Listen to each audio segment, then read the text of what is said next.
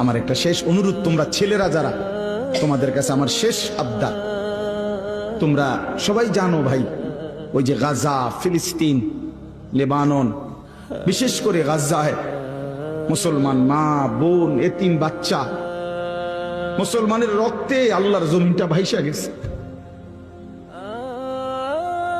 প্রতিদিন মুসলমানের রক্তে জমিন ভাসতেছে। এত মুসলমানের রক্ত, এত খুন, এত শাহাদাত, মুসলমানের এই দুর্দিনে এত বড় পাষাণ কেমনে হইলা যে সারা দিন রাত উলঙ্গ ছবি দেখো, নাচ গান দেখো? এত রক্ত, এত লাশ, কিছুই তোমারে ভাবায় না? এটা কি কোনো ফয়সালা হইছে যে চিরদিন ফিলিস্তিনের মুসলমানই শুধু মার খাবে, রোহিঙ্গার মুসলমানই শুধু রক্ত ঝরাবে, কাশ্মীরের মুসলমানই শুধু রক্ত ঝরাবে?